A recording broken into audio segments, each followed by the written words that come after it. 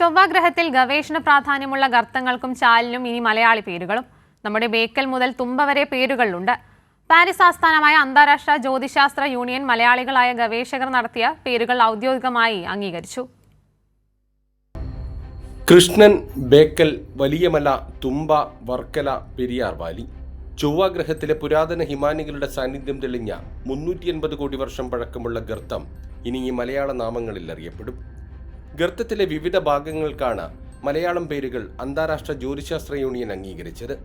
ചൊവ്വയിൽ 50 കിലോമീറ്ററിലധികം വലിപ്പമുള്ള ഗർത്തങ്ങൾക്ക് ബഹിരാകാശ ശാസ്ത്രത്തിൽ മികച്ച സംഭാവന നൽകിയ ശാസ്ത്രജ്ഞരുടെ പേരുകൾ നൽകാമെന്ന മാനദണ്ഡപ്രകാരമാണ് ജിയോളജിക്കൽ സർവേ ഓഫ് ഇന്ത്യയുടെ പ്രഥമ ഡയറക്ടർ MS കൃഷ്ണന്റെ പേര് അംഗീകരിച്ചത്.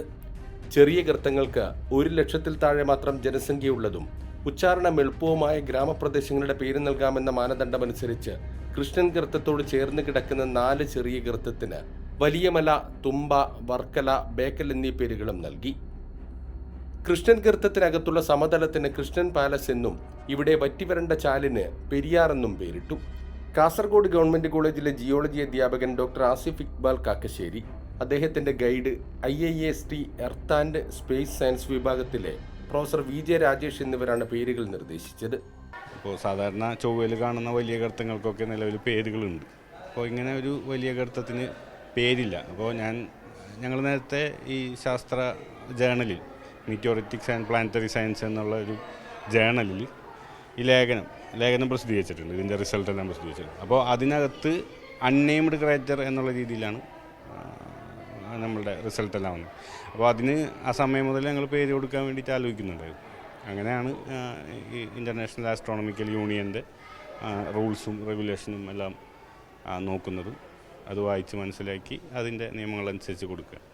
അപ്പോൾ ശരിക്കും പ്രധാനമായിട്ടും ഒരു 72 കിലോമീറ്റർ ഡയാമീറ്റർ വരുന്ന ഒരു വലിയ ഗർത്തമുണ്ട്.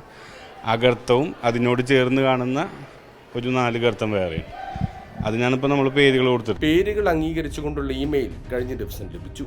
ആദ്യം നൽകിയ പല പേരുകളും നിരസിക്കപ്പെട്ടെങ്കിലും തുടർച്ചയായ ശാസ്ത്രീയ രേഖകളും വിശദീകരണങ്ങളും നൽകിയതിനു ശേഷമാണ് പേരുകൾ അംഗീകരിച്ചത്. കൈരളി ന്യൂസ്, കാസർഗോഡ്.